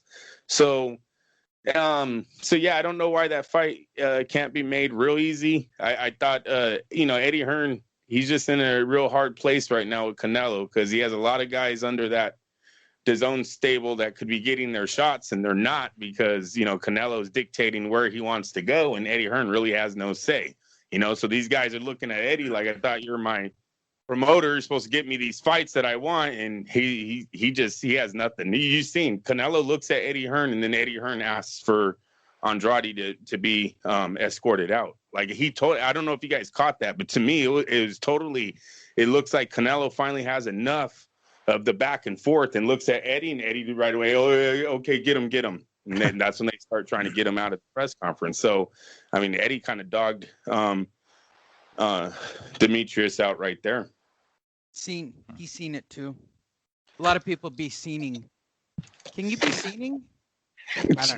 Just thought I'd say it out loud. Zarafa dismisses Zoo. All right, this is just our segment for Sam Navajero and the Jizz Gelato Factory down in Melbourne, Australia.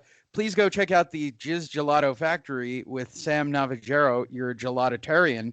At the Melbourne Outdoor Market. Did I get that at least in the ballpark, Sam? I mean, that's kind of a plug.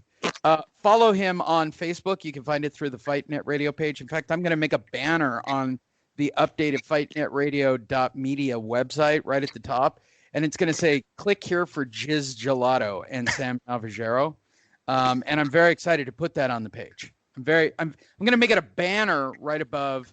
Sponsored by Jizz Gelato.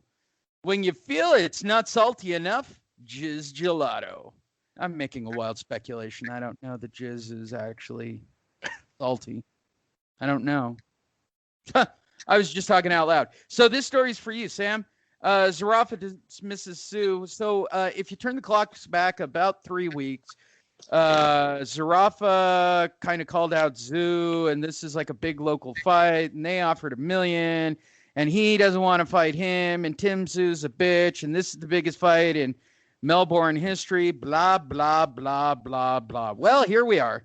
They made the fight, and now people are talking shit. Sam has literally creamed his pants since it was announced and blown up our phones, not about a new episode, but about this fight. So I start with you, Andrew. Did you cream your pants?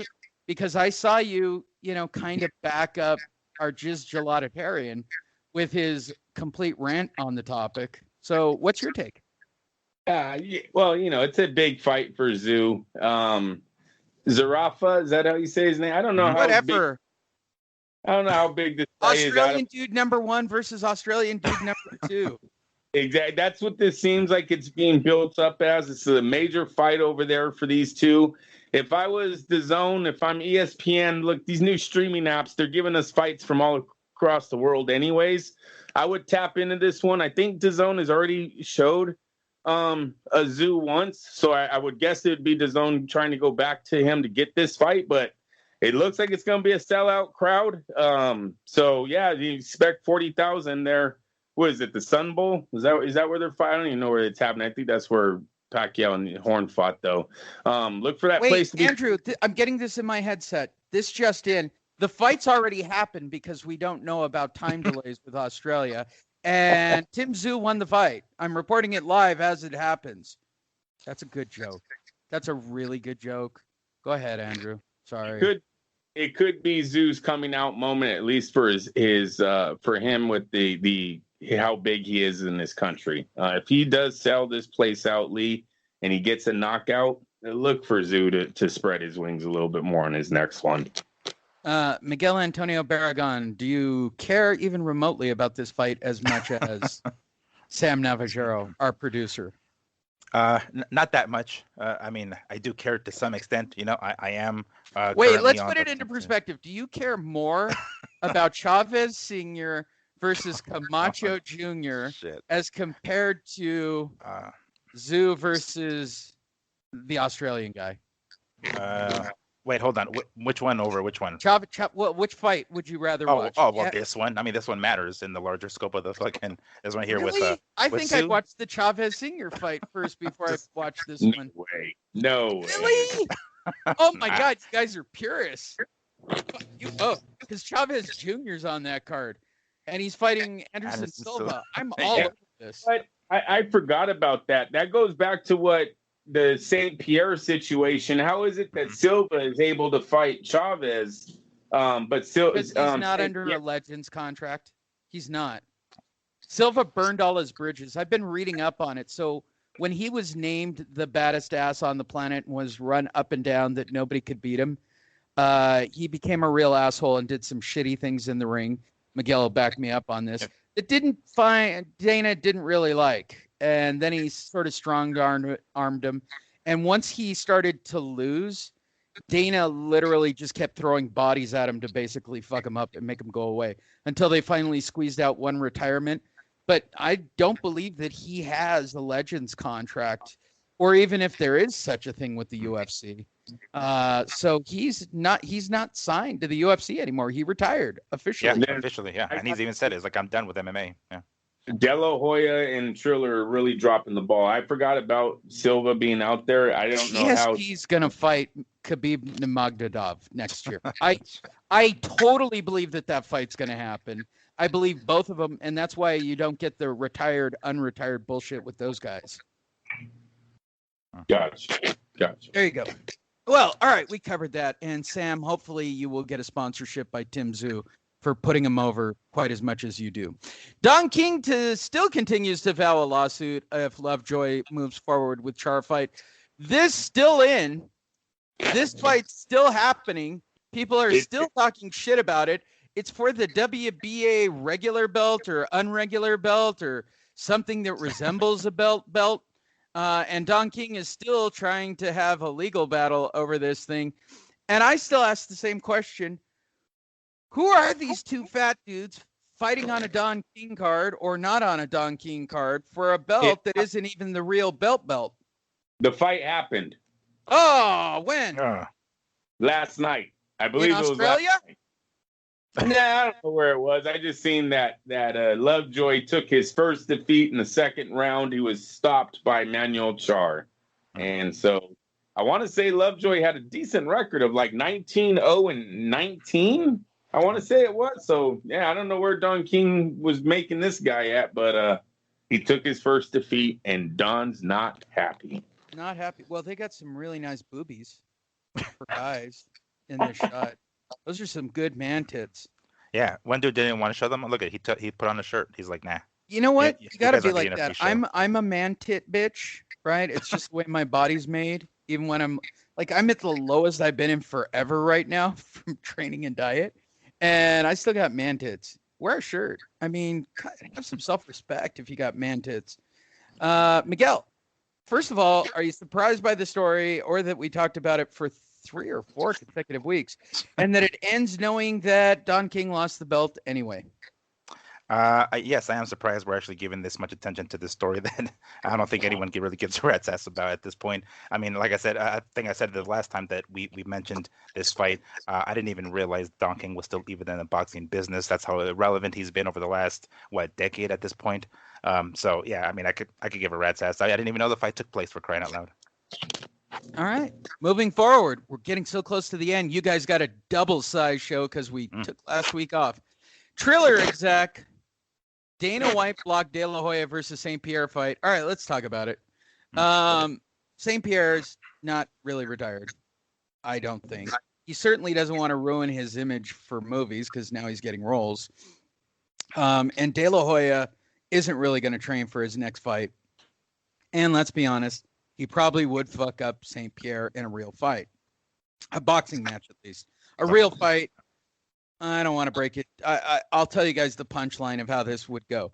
St. Pierre would do something crazy like one of those reverse axe kicks off the cage things and, blast his ass into next Tuesday. However, this is a boxing match where De La Hoya, even untrained, would probably kill St. Pierre. And it would take a lot to kill him. And it would look ugly because St. Pierre really won't go down or be stopped. With all of that said, can we speculate yet once again? Because there's no way Dana was going to let that happen either. So it's not going to be anybody from the UFC. Andrew, who would you like to see De La Hoya fight in the battle of the spoons in the ass belt? Listen, seriously, if it's not Floyd Mayweather, a rematch between them two, I don't think there's anybody that I want to see Oscar back in the ring with. I have no desire to watch these MMA guys fight boxers. Like you've said time and time right now, they're not going to win in the boxing ring. I'm totally with that. So yeah, It's a different sport. It's like apples and oranges. It literally is. No, I'm totally with you on that. Jared St. Pierre was a totally different fighting style than Oscar De La Hoya. So that's well, stupid. I'll go a step further than that because St. Pierre is actually trained by Freddie Roach, right? But if you watch the way Freddie trains MMA guys, he does not teach them boxing. He teaches basically an MMA pit style on how to throw punches into being close, right? That's not boxing. Yeah. Exactly. Well, it also takes a special athlete probably to swim. Some of these guys he's getting in at what age, so he's just probably trying to give them as best as he can. But I remember George St. Pierre beating one guy strictly with the jab.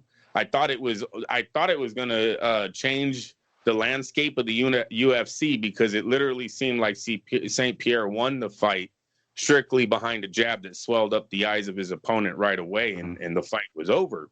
For some reason, the jab has not taken a hard role in the UFC, and so no, St. Pierre, But I do remember him fighting under. Wait, who'd you just say? Gosh, Freddie Roach. There you go. Darn it, Freddie Roach, and I do remember that one fight he wins on his feet with the jab. So he has that. But no, I don't want to see it. I don't want to see old guys fighting each other unless it's real. if they did a tournament type style, it would still have to be a great list of guys that come back to do this type of stuff. You know, De La Hoya, I don't know. I just think his time is gone. As a side note, why does everybody at Triller really look like a burned out stoner who works there? Todd, this is our exec, Todd.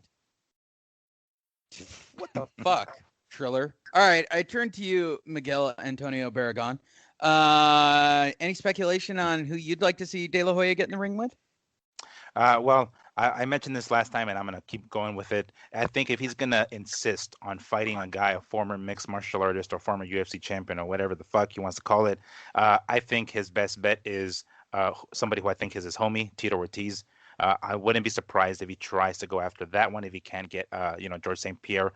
Understandably, he's trying to get a guy who's a little bit smaller than, Tito or Chuck or any of these dudes, someone who's a little bit more closer to his size. I would get that. But at this point, I think he's kind of running out of options. Tito Ortiz still has that name, that notoriety. People know who he is. They actually had, if you guys recall, De La Hoya actually put on a mixed martial arts show a couple of years back where he had Tito Ortiz fight, Chuck Liddell in a fucking debacle of a fight. But nonetheless, I suspect that might be his best bet. But I mean, really, I know he's going to try to find a guy who's probably a little bit more his size, and Tito is pretty fucking huge. But I mean, he's got the name. People know who Tito Ortiz is. Tito Ortiz and Oscar De La Hoya. I think that's going to attract some eyes. I'm going to put it out there because I know that people are listening, and then they're going to write stories, and then I'm going to probably even entitle the show the name of this because this is what I think is really going to happen. You ready for me to drop a name? Ready? Ready? All right. Yeah. Ready? BJ Penn versus Oscar De La Hoya. Damn. Is it BJ in jail or something? I don't know. I can't keep up with what really happens to BJ Penn. Shit. Right. Yeah. Hasn't he? Yeah, yes. Yeah, but whatever the case, he's perfect for De La Hoya. Yeah, that's not bad. Yeah, you get to BJ. It's not.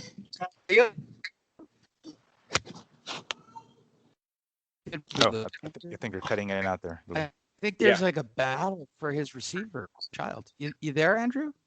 Yes. Control Major Andrew. I'm here. You okay? Yes. Yeah. It sounded like there was a struggle for control, like the kids decided to rise up. Yeah, we can. She tried opening the door. That's it. Okay. I thought the kids were trying to take over finally. I guess I was wrong. I would live by that. Which takes us to what happened last night, and you guys are all caught up. Brandon Figueroa knocks out Luis Neri in the 7th round to capture the WBC title. For those of you going, sounds like a PBC fight that Andrew probably didn't watch, could be right, but I do know somebody on the staff who watched it, and that's why we're going to talk about it. Miguel, did you watch the fight? You best believe I watched the fight. And? Yes. Well, I mean, it was definitely, I legitimately did not think the Figueroa was going to win. I thought Neri was going to have the pop at 122 to be able to take him out. I know Figueroa is the kind of guy who takes a ton of fucking punishment and keeps coming forward, and that's exactly what he did. And ultimately, he took Neri out with that body shot, which is bad, which is a really bad shot. The way he landed that shot, you can see Neri grimace immediately, and then a couple of seconds later go down. But it was a good win. Afterwards, not Travis. Was Stephen Fulton Jr. was in the ring talking with Figueroa, doing the post-fight interview inside the ring, and he was talking about. He said, "You know what, Neri is probably more of a natural 118 pounder, and this 122 is a different story. So that is most likely what happened because it did look like Figueroa had the size advantage, of course, the naturally larger, junior featherweight. So I mean, hey, you know what, Neri had a belt. As a matter of fact, so did Figueroa, some regular version of the WBA belt. So it was a pretty even fight, and I actually did have Neri up ahead on the scorecards, just slightly though, because it was a pretty close fight. But I gotta hand it to him. I don't like these pretty boys sometimes when they come enter the ring. And it's like these motherfuckers just get this far because of their looks. But he got he got his ass handed to him, Figueroa, and he still came through, and he ended up coming away with the victory. So I have to take my hat off to Figueroa. There you go, Andrew. Did you look at the fight at all? Yes, I watched the main event because of the days kids versus each other. I know Christina said the same thing. My wife said, "Hey, take easy." Right. So listen, decent. It was a good fight. It was a good fight. These two laid it all on the line. They went head to head. They're both undefeated, correct, Miguel? I Figueroa, yes. Neri, I'm not entirely sure. I want to say he's been because I think he's lost his belt on the scale a couple of times. I don't know if he ultimately would lose that fight or not, but I think he was, yeah. Yeah, I want to say so. It was a decent matchup. Look, these guys weigh 100 and what was it, 21, 22 pounds? 22, yeah. 122. So yeah, not a lot of money on the board here. Al Heyman has no problem putting these guys together. They showed up. They gave us a fight. They talked about the misses. I seen it, but I seen a lot of hitting going on. There was a difference in firepower in this fight. Figueroa being the naturally bigger man coming in at 5'8". WBC has him listed at 5'9". To weigh 122 pounds is just incredible. He brings power, so he doesn't rely on a jab. They talked about that. You see it in his fighting style. He has a very exciting fighting style. I don't know how long it's going to last because I think Canelo would eat a guy up like Brandon Figueroa if they were the same size with his uppercut. You'd be another night of 30,000 uppercuts because Figueroa puts his head down a lot, just goes for it. Can't really do that when you face a slick boxer.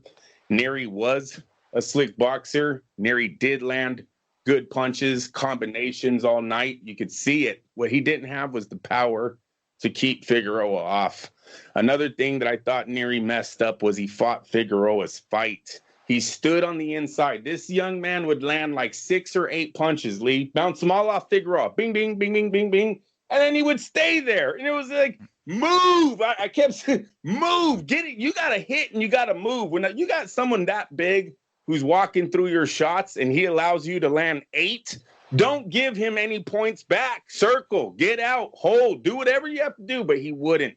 He constantly would stay in the fire. He let Figueroa come back with 3 or 4, maybe more. They were harder, bigger punches. They started taking their effect on the smaller fighter and ultimately took him out of there.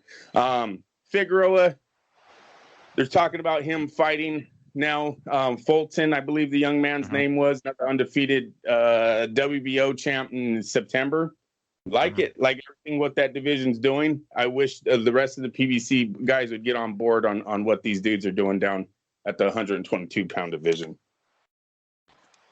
Well, I didn't watch it. I didn't get 2 flying craps, and it's obviously the first time the WBC actually put on a fight that I should have watched. I could have watched it. I wasn't really doing anything. I made the mistake of going to the Silver Sevens Casino across from the Virgin Hotel to find out that, hey, I didn't know there were shitty hotels that close to the Strip because that was the first time I think I've ever walked in that casino and actually felt like I needed to take a shower. However, the 1-2 table was kind of fun. With that said, did I miss any stories this week? I start with you, Andrew Labouche. What stood out? What stories did we miss? Give us a topic. I did not.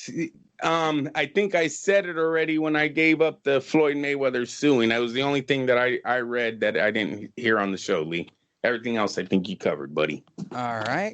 Miguel Antonio Barragan, rumors? Anything? Something? Yes, just one. I thought we were going to cover it, but according to Mike Coppinger, I don't know how to pronounce his name. Coppinger. Yeah. Supposedly, the Fury and Joshua fight is officially signed, according to what he's saying. As of when? As of let me see, yesterday? 59 minutes ago. Okay, wait. They're saying August 14th in Saudi Arabia. Hold on. Oh, joining me on the line, breaking in. Listen, we already have a fight with Deontay Wilder signed before the end of the year. Fuck Anthony Joshua. I'm sorry, Bob. What did you say? What? Why are you doing that Stone Cold Steve Austin thing again? What? Yeah, you're doing that thing that we told you not to do on the show. Listen, when I was making the Marcus of Queensberry fight back in 1844, we didn't have this bullshit with Abu Dhabi, Sabu Dhabi, princes and bullshit. Eddie Hearn's full of shit. Wow. I don't even know how you pulled that off, Andrew. It's perfect. What the hell? Wow, he did send it. Andrew, do you believe that this is the real deal? Hey, man, I hope it is. Look, we knew the fight makes enough money, you guys, so it should be real. This is not one where everyone's hoping that it brings in what they're paying these fighters. It's going to make that 10 times. So my whole thing is the location. Does Tyson Fury really want to go to Dubai? To be all honest, we all see Anthony Joshua on social media, how many times he's out there put up against what Tyson Fury, how many times he's out there. I don't know. It's kind of like he's going to Joshua's backyard. Joshua has spent a lot of time in Dubai. He has a lot of photos out there throughout the years. So if I was Tyson Fury, I'd be more nervous about that. Where is it located? Are fans able to get tickets? Who can afford that? That just seems like a rich man's night. So I really like the fight in Vegas, you guys. I'd rather this fight be in Las Vegas than neutral ground. But hey, if he signed to fight in Dubai, he signed to fight in Dubai. Hypothetically, hold on, Andrew. Hypothetically, since I'm stretching this show out for another 5 or 10 minutes, hypothetically, if that fight was in Vegas, and hypothetically they were making credentials again, would you hypothetically be allowed out of the house for that fight? Yes, I'm allowed out whenever I want to go, Lee. Yeah, I'm the man. Yeah, there you go, Alpha. Throw that down like a champ. Hey, Miguel, this comes from the guy who said on air I had to ask her to make a bet the other day. Right, that's how you started the show off. Had to run it by her real back quick. A comment that was so bad you wouldn't give it to us to actually say. So never forget. Go fuck yourself. You are too funny. As long as we have a babysitter and my wife gets to go, then I got green light wherever, man. But you're buying tickets. You got to take her. I see how it is. That's a stipulation. Mix and I are working it. 4 babies during the day, and then I'd say, hey, on Thursday night, I'm also taking off to Vegas. I'll see you on Sunday. Well, I think she doesn't listen to this show. She has friends that report back to her about the show. But here's how I think you should do it. I think you just go at the last minute and go, I got to go to Vegas for something with Willie at the last minute. And then you just do it. Fine. That's not even flying. I'm telling you, it's best if you just take her with you. And then the kids go. And then it's a fiasco of you shuffling kids around Las Vegas. I can see it all now. Can we stop at Disneyland and drive to Vegas the day before? No, I'm just kidding. So great. I missed the weigh-ins. So great. That's so great. Will they be having Jizz Gelato in the car? Just a thought. This is what I go out to. She's not screaming. Oh, there she goes. There we go. Oh, that's my Just future. go away. Right on cue. Miguel. Yes. Do you buy into this is for real?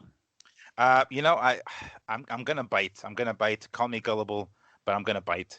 This is the fight that we all want to see, of course, and this is the fight that we're clamoring for. And any opportunity I get to see, any possible light at the end of the tunnel of this fight actually being a done deal, I'm like jumping all over. So yes, we're all salivating over this, of course, because we all want to see it. So I think I'm going to have to believe this one. I feel like everything is kind of in its place. It makes sense. We understand. In the UK, there's a real big, Middle Eastern population, so it's really common, over there. And we've seen what's his name, AJ Anthony Joshua fight in Saudi Arabia before. So the way Andrew mentioned it, it's almost like he is, what's his name, Fury going to Joshua's backyard by fighting over there. But hey, there's where the money's at. There's where they're going to be able to fill whatever stadium, if they're going to build a new stadium for it, or they're going to build whatever the fuck, or a new arena outdoor like they did for Joshua and Ruiz, or maybe use that same one for all we know. Probably not, because I don't think that many people fit in that one. But anyway, it seems legit, because all the, when we hear facts and we're like, nah, everything else sounds logical or plausible, but that last fact sounds a little far-fetched. Everything seems pretty plausible with all the facts that we've seen so far. So yes, I'm gonna bite. I think it's legit this time. Hold on, I'm being buzzed in the ear once again. Bob, the Bob Father, is joining us live on the air. with breaking news about the Tyson Fury fight. Go ahead, Bob. Thank you. Whatever your name is. I'm proud to announce the next fight for Tyson Fury. We've reached an agreement with both sides. We're excited. We're going to hold it at Raider Stadium. Tickets available at Ticketmaster starting next Friday. It'll be Tyson Fury versus Muhammad Ali. Bob, Muhammad Ali said, I know. Should be very close. How'd I do, Andrew? Was that tasteless and tasteful all at the same time? Does that one work for this week's joke of the week, written on the fly? Yes. All right, good. That'll do it. Do we have any fights we want to talk about this week and make this as close to a 2-hour as we can? Let's quickly take a look at the box schedule for next week. Taylor Ramirez. You better believe it. Hell I yeah. do believe it's the Josh Taylor fight. Mhm. So let's take a quick look at next week's fights and start off with the fight that's happening here at the without press credentials, unless you're Dan Rayfield, the fattest fat ass, who proudly said, I am now working for WBN. And I was thinking, really? That's like saying you got into DeVry. What, you paid the admission? That's a great joke, too. Jose Ramirez versus Josh Taylor. I'll start with you, Andrew. Tell me about the fight. Well, this is for all the titles. Some are calling it the biggest fight in the UK history, Lee. No one's ever done this, held all the belts in one division. So, Josh Taylor, Ramirez, both undefeated. Which belts does each man possess? Ramirez has got WBC and WBO, if I'm not mistaken, and then Josh has got WBA and IBF. Nice. Yeah. So that's a huge fight. Taylor has the heart of a champion. A few fights back, I don't know if you guys remember, he fought through a completely closed eye for multiple rounds. You would have thought he lost his eye. It was so badly swollen. But yeah, won the fight, still here. So don't ever count Taylor out. Ramirez, Ramirez had a great he was a great prospect, someone I thought was going to take over the boxing world. Has kind of leveled out since becoming a champion. So hopefully this is a big step forward for him on this night. Big lights are all on these guys. Everyone's watching. It's their own night. Best man win, and hopefully take a step forward on taking over on the sport. Side note, Josh Taylor is a 2-1 underdog. It started off as pretty much even right out of the gate, plus 111, minus 149. Bovada is booking it right now at minus 260 for Taylor and plus 200 for Ramirez. So it's a 2-1 fight. Interesting. So Taylor's going to clean the clock of Ramirez? Question mark, Miguel? Man, it's gonna be hard to go against the Latino here, but I don't know, something about Taylor. I can't see. I'm gonna be rooting for Ramirez, of course. I'm definitely gonna be rooting for him, no doubt about that. But I'm not sure how. So we saw Ramirez not look that great against Postal recently, right? I think that was his last fight in here at the Bubble, and he mentioned that a lot of his energy had to do with the fact that there wasn't a crowd. To my knowledge, there is going to be a crowd in this fight, so that might kind of amp up his energy levels and maybe a little bit more extra motivation. So we're going to see a slightly more active Ramirez in the ring, which is going to help him. This is for all the marbles. I think the last guy who came close to unifying or did was Crawford. I think I'm not sure if he had all 4 belts or not. I don't remember specifically, but that's the last time I think it happened. And this is gonna be. I think this is like the first dude with all 4 belts or in the 4-belt era to have all of them. I think Crawford might be missing one, but anyway, this is a tough one. It's to me, it's closer than these fucking odds look. I'm gonna have to go with Taylor on this one, but damn, I'm gonna be rooting Ramirez 100. Andrew Labouche, how are you betting it? If you were betting it, Ramirez because of his background. Listen, I know where Miguel's coming from. He's had 2 majority decisions in his last 3 fights, and one of them came in his own backyard of Fresno, California. That's never a good sign when you get a majority decision in your own city. So That's why I said Ramirez is kind of leveled out here as a champion. You haven't really seen him take that step or dominating these guys type of step. I think it was Jose Cepeda that he had a majority decision with in Fresno, and then Postal, he had another close decision. I'm going to stay with him until the UK guy comes here to America and actually pulls it off. I'm going to stay with the American-born Jose Ramirez. Is he American-born? I better check that. But Yeah, I think he lives- is. Yeah, so California. I think he's from California. Yeah, so he's born out here. I'm going to stay with him, bringing all these titles home. All right, I'm going to redeem myself right here. Which one of these two guys, I'm going to show you guys how I bet. Which one of these two guys is more of a poster boy for Bob? Woo! Go ahead, Miguel. I think we answered one, but go ahead. Oh, did we? Shit. Well, I actually know the answer, but go ahead. well, I mean, we're back into my field. I'm just picking this on marketing. I'm betting on it based on marketing. So who do you think Bob would rather get behind? I have to think Ramirez. He's already got the UK market sort of kind of with Fury. I mean, I'm sure this will help with Taylor, but I'm going to have to lean with Ramirez on that one. Okay. Andrew, who are you picking for Bob? I want to say Josh Taylor, and it's because he's big in the UK already. They're calling this the biggest fight. Some are calling this the biggest fight they've ever had. If he pulls this off, he's undefeated with 4 titles. Now ESPN and Top Rank work his name over here. We've already seen him in a very difficult situation that he was able to show his heart and pull through. If he's able to beat Ramirez convincingly on Saturday, yeah, I think the market is really, really big for Josh Taylor here. And the winner, Andrew Labouche. Ding, ding, ding, ding, ding, ding, ding. And here's why, and you got the reason wrong. It'll just piss off Eddie Hearn more. Oh, jeez. That might be true. Yeah, no doubt. So if we base it on that fact, which is what I am, by the way, if you guys ever wonder how my logic is, that means that the decision, no matter what, is going to go to Josh Taylor. I know boxing's not fair. Blah, blah, blah. Right, there's no corruption.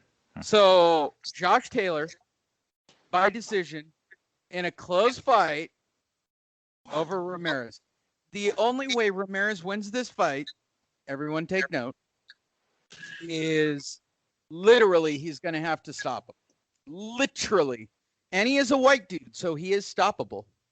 What we learned recently is white guys are bitches who get stitches and stop on their stool. Wow! Let's keep that. Damn, wow, white English dudes. White English dudes, who huh? get stitches and stop on their stool. Wow, that's the title of the show, and I'm so proud of it. And it actually perked me up. Wait, I want to say it one more time because I like it so much. White guys are bitches who get stitches and stop on their stool. Oh my God, that's my favorite thing I think I've ever said on this show. It rolls off the tongue so well. Happy. Am I wrong? It's great, right? That's go good. Yes, that's good. Yeah. Andrew, dispute my logic on how this turns out. No, I don't like it. I don't like that I've done it before myself. You know that. Basically what Lee's saying is Josh Taylor gives him 5, Vegas is giving him 7, and we go to a new era. So, yeah, it sucks, man. I hope it doesn't happen. I'm going with Ramirez to take this fight. So we'll see how it plays out. Unless he gets knocked out, because white guys are bitches who get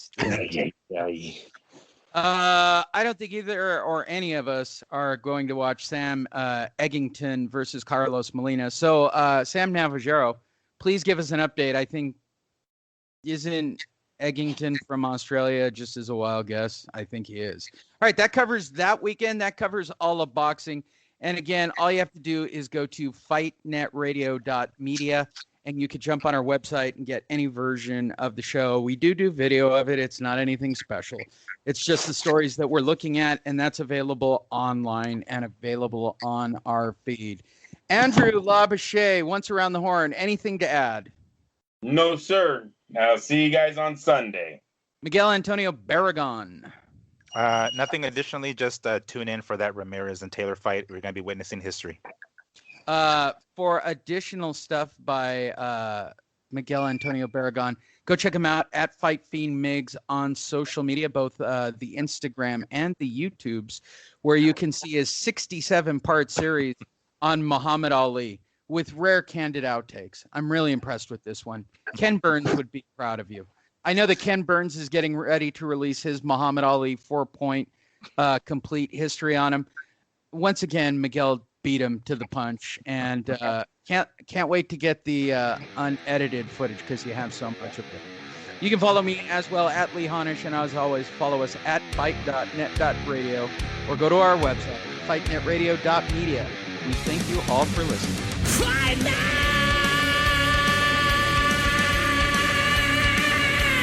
Radio!